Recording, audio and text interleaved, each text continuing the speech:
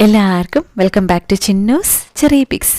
ദീപാവലി വരുമല്ലേ, അപ്പോൾ പായസം ഏതുണ്ടാക്കണം എന്നുള്ള കൺഫ്യൂഷൻ ഉണ്ടെങ്കിൽ ഈ പായസം ഒന്ന് ട്രൈ ചെയ്ത് നോക്കുക. വളരെ സ്പെഷ്യലായിട്ടുള്ളൊരു നുറുക്ക് ഗോതമ്പ് പായസമാണ്. സാധാരണ എല്ലാവരും ചെയ്യുന്ന പോലെ ഒരുപാട് തേങ്ങയുടെ പാലൊന്നും എടുത്ത് നമ്മൾ കഷ്ടപ്പെടേണ്ട ആവശ്യമില്ല. അല്ലാതെ തന്നെ വളരെ ടേസ്റ്റി ആയിട്ടുള്ള നുറുക്ക് ഗോതമ്പ് പായസമാണ് നമ്മൾ തയ്യാറാക്കുന്നത്. നമ്മൾ ചെറിയ ഒന്ന് രണ്ട് കാര്യങ്ങളൊക്കെ ചെയ്യുന്നുണ്ട്. അതൊക്കെ ചെയ്യുമ്പോൾ നമ്മുടെ നുറുക്ക് ഗോതമ്പ് പായസത്തിൻ്റെ ടേസ്റ്റ് അടിപൊളിയാവും. അപ്പോൾ എല്ലാവരും ഇതുപോലെ ഒന്ന് ട്രൈ ചെയ്ത് നോക്കുക. അപ്പം നമുക്കിത് എങ്ങനെ ഉണ്ടാക്കുന്നതെന്നുള്ളത് കാണാം. അതിന് മുന്നേ ആയിട്ട് നമ്മുടെ ചാനൽ ആദ്യമായിട്ടാണ് കാണുന്നതെന്നുണ്ടെങ്കിൽ സബ്സ്ക്രൈബ് ചെയ്യാൻ മടിക്കരുത്. ആ സൈഡിൽ കാണുന്ന ബെല്ലൈക്കൺ കൂടി ക്ലിക്ക് ചെയ്യുകയാണെന്നുണ്ടെങ്കിൽ പുതിയ വീഡിയോസ് ഇടുമ്പോൾ നോട്ടിഫിക്കേഷൻസ് ആയിട്ട് കിട്ടിക്കോളും. അപ്പം നമുക്ക് പായസം എങ്ങനെ ഉണ്ടാക്കുന്നതെന്നുള്ളത് കാണാം. അപ്പോൾ അതിനായിട്ട് നമുക്ക് കുക്കറിലേക്ക് 1/2 കപ്പ് നുറുക്ക് ഗോതമ്പ് ഇട്ട് കൊടുക്കാം. കഴുകിയിട്ട് വേണം നമ്മളിത് കുക്ക് ചെയ്തെടുക്കാനായിട്ട്. അപ്പോൾ നമുക്കിതൊന്ന് കഴുകി കൊണ്ടുവരാം. അപ്പോൾ നമ്മളിതൊരു 3-4 വെള്ളത്തിലൊന്ന് കഴുകി കൊണ്ടുവന്നിട്ടുണ്ട്. 1/2 കപ്പ് എന്ന് പറയുന്നത് 100 ഗ്രാം നുറുക്ക് ഗോതമ്പാണ്. 1/2 കപ്പ് നുറുക്ക് ഗോതമ്പിന് നമ്മൾ 4 കപ്പ് വെള്ളമാണ് ചേർത്ത് കൊടുക്കുന്നത്. ഇനി ഇതിലേക്ക് 1/2 ടീസ്പൂൺ നെയ്യും കൂടി ചേർത്ത് കൊടുത്ത് 4 വിസിലിന് മീഡിയം ഫ്ലെയിമിൽ വെച്ച് നമുക്കിതൊന്ന് കുക്ക് ചെയ്തെടുക്കാം. ഇതിവിടെ ഇരുന്ന് കുക്കാവുന്ന സമയം കൊണ്ട് നമുക്ക് ശർക്കര ഉരുക്കിയെടുക്കണം. 1/2 കപ്പ് നുറുക്ക് ഗോതമ്പിന് ഞാനിവിടെ 1 കപ്പ് നിറച്ച് ശർക്കര എടുത്തിട്ടുണ്ട്. നുറുക്ക് ഗോതമ്പ് 100 ഗ്രാം ആണ് നമ്മൾ എടുത്തത്. ഇതിപ്പം 200 ഗ്രാമോളം ശർക്കരയുണ്ട്. ഈ ഒരു അളവിനും നമുക്ക് ഒരു മീഡിയം സ്വീറ്റ് ആയിട്ടുള്ള പായസമാണ് കിട്ടുക. നിങ്ങൾക്ക് ഒരുപാട് മധുരമുള്ള പായസമാണ് ഇഷ്ടമാണെന്നുണ്ടെങ്കിൽ 1.5 കപ്പ് ശർക്കരയൊക്കെ ചേർത്ത് കൊടുക്കാം. ഇനി ഇത് നമുക്ക് കുറച്ച് വെള്ളം മാത്രം ചേർത്തൊന്ന് ഉരുക്കിയെടുക്കാം. നമ്മൾ ഒരുപാട് വെള്ളം ഒഴിച്ചു കൊടുക്കുകയാണെന്നുണ്ടെങ്കിൽ ലാസ്റ്റ് നമ്മൾ ഇത് വിളയിച്ചെടുക്കുന്ന നേരത്ത് ഒത്തിരി നേരം നമ്മൾ ഇളക്കേണ്ടി വരും. അപ്പോൾ ഇത് ഇവിടെ ഇരുന്ന് ഉരുകി വരട്ടെ.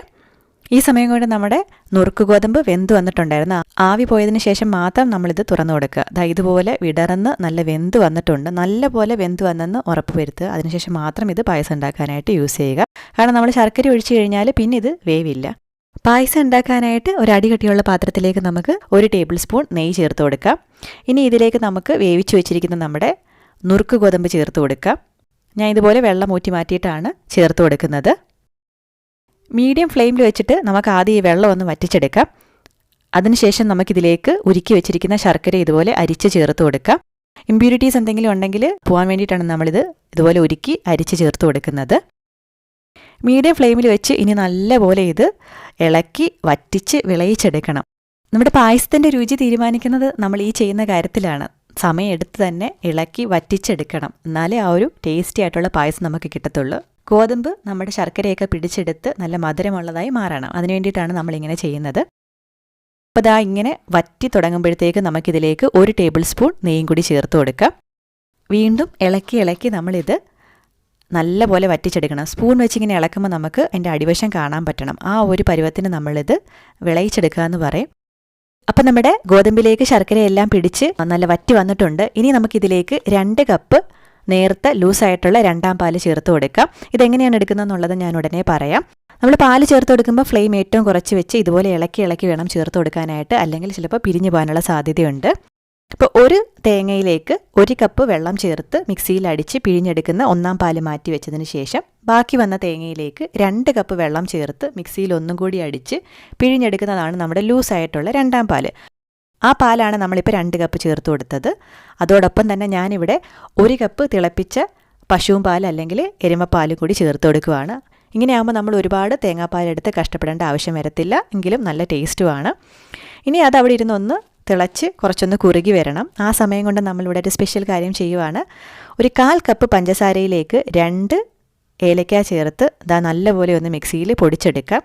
നമ്മൾ ഈ ശർക്കര പായസത്തിൽ പഞ്ചസാരയും കൂടെ ചേർത്ത് കൊടുക്കുമ്പോൾ നല്ല ടേസ്റ്റാണ്. അപ്പോൾ ഞാനിവിടെ 1/4 കപ്പ് പഞ്ചസാരയാണ് ചേർത്ത് കൊടുക്കുന്നത്. ഒരു 4-5 ടേബിൾ സ്പൂൺ പഞ്ചസാര ചേർത്ത് കൊടുത്തിട്ടുണ്ട്. 2 ഏലക്കയും കൂടെ ചേർത്ത് നല്ലപോലെ പൊടിച്ചെടുത്തതും കൂടെ നമുക്കിതിലേക്ക് ചേർത്ത് കൊടുത്ത് മിക്സ് ചെയ്തെടുക്കാം. നല്ലൊരു ടേസ്റ്റാണ് ഇങ്ങനെ ചെയ്യുമ്പോൾ. ഞാൻ പണ്ട് പ്രഥമൻ വെച്ചപ്പോഴും ഇത് പറയുന്നുണ്ട്.